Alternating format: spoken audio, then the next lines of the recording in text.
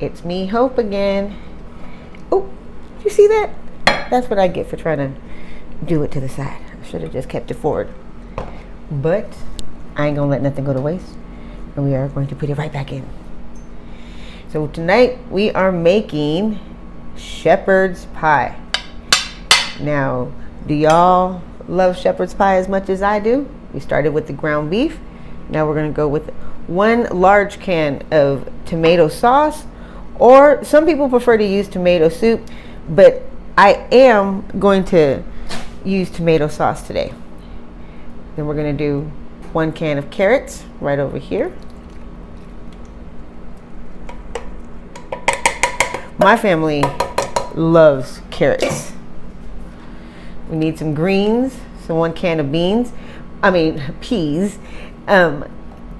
If your family, my family, we love peas. If your family are not fans of peas, you could always use green beans, or really whatever kind of your favorite vegetable that's going to work well. And 1 can of corn. Last but not least, corn goes with everything, right? It's delicious. It's nutritious. Kids love it. Well, at least my kids do. And so we're going to take all of this. Ooh, I got a little piece of something in there. We're going to get that out. We're going to take this. We're going to give it 1 good stir. Make sure that it is all mixed in together, that tomato sauce. You're going to want that tomato sauce to really get all over the vegetables. Now, when I cooked the meat, I did season it a little. You don't want to season your ground beef the way you would like traditionally, just, go full salt and pepper. You just only want to use like maybe less than half of what you would traditionally use, because then everything that we're going to add next is going to have a little bit of salt. And so you don't want it to get too salty. All right, so next we are going to add 1 package of onion soup.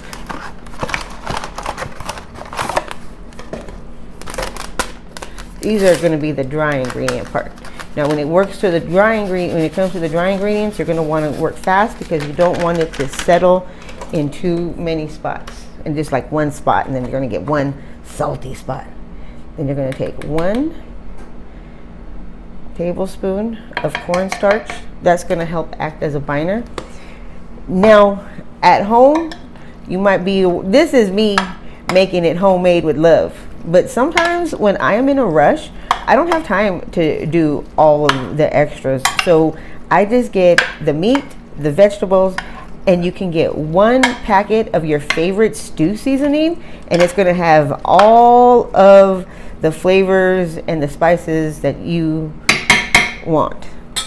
But right now, I'm doing it homemade. So there we have our dry ingredients. We've already given it a good mixture.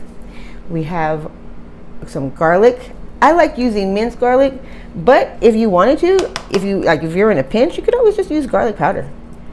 Just 1 little spoonful of that.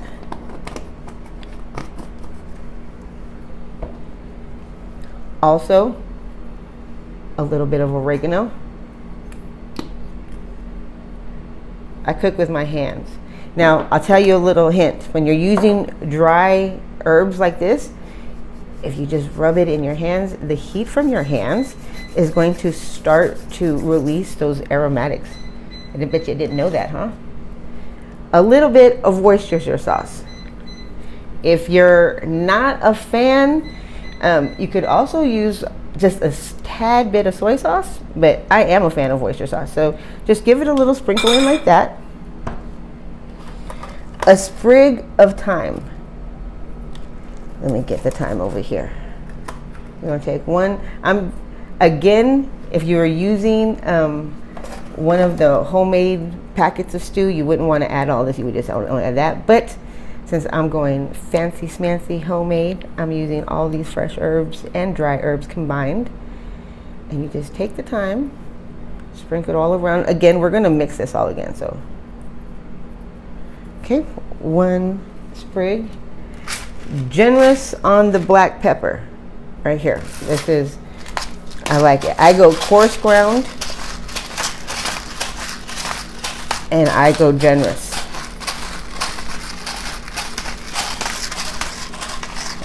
Because again, everything that we added, the onion soup, and then we're gonna add some chicken broth, and that all has, even the Worcestershire sauce, it all has salt already. So then we're gonna go with our pink salt. And this, I'm not gonna go so hard on. This is gonna be a quick little sprinkle. And then some chicken broth. You're gonna want to add just enough. Don't forget that we added that little bit of cornstarch. And that's gonna make like a thick gravy.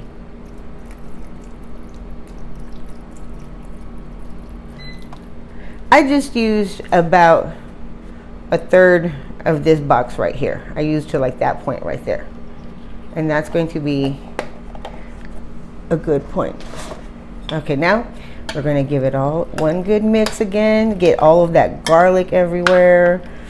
Just everything. It already smells good.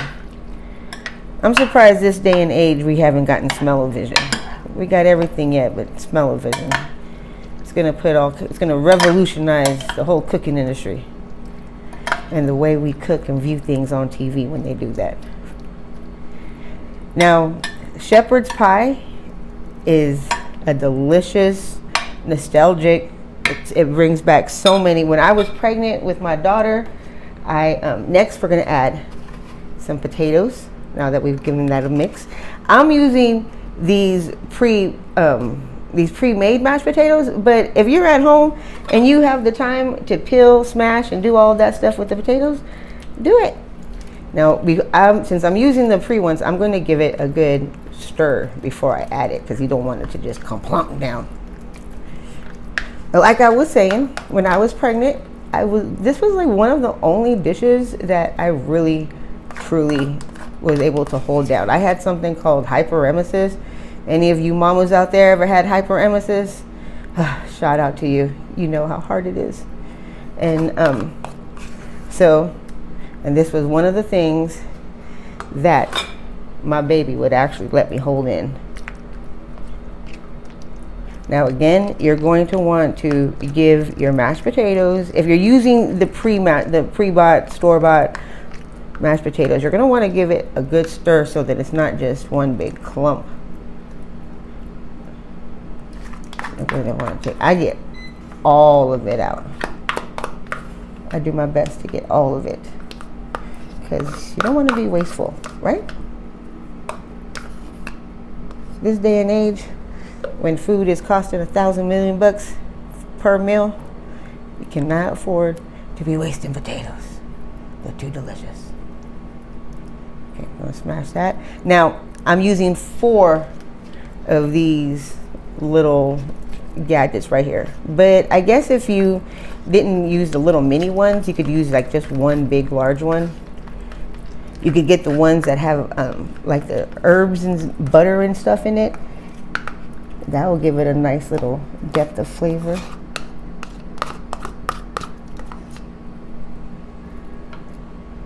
Look at that. And then with that chicken broth and all those seasonings, it's going to be a nice gravy once it's all said and done. Okay. Last but not least, let's give it one more little stir. These little things are tough. It's like stirring cement. Okay, get that last little corner.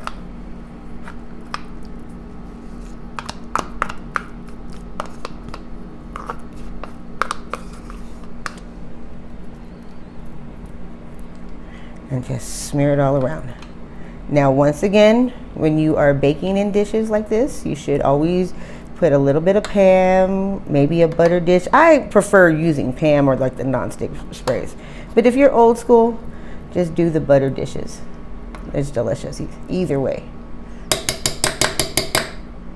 Okay, we got all that. We smooth it. And last but not least, cheese, because everything delicious should have cheese in it. Love cheese. I'm using a combination of like the cheddar jack, but you could use just cheddar if you wanted. I wouldn't use only the white cheese, but if you are a super fan of white cheese, go for it. It's whatever you want, right? You're the one eating it. But this is what me and my family like. The combination cheese. You're gonna just put the cheese all over. You're gonna wanna be generous with this.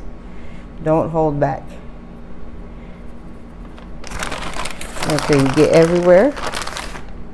All them corners. And it's all even. Now,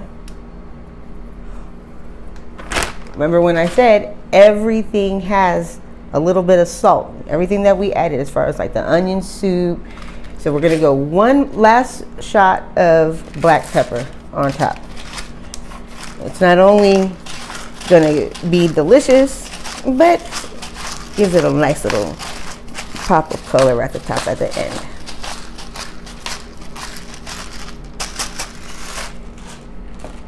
Okay, now get all that. And ta-da, one shepherd's pie. You're gonna bake at 350 until everything is melted and golden brown. All right, y'all. Dun, dun, dun, dun. I'm back. See how the cheese is all melted. Again, if you are a golden brown type of person, you could totally get it to where it's a crispier golden brown. My family isn't particular too much into crispy things, so we have to go a little bit pale brown, is like I like to call it.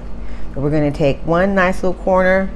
Now, see all the potatoes, the meat, the corn, all of that. Oh, I gotta get a little bit of the juice to go with it, because that's the best part. And look at it. All right, let's taste it. Let's see what we got here.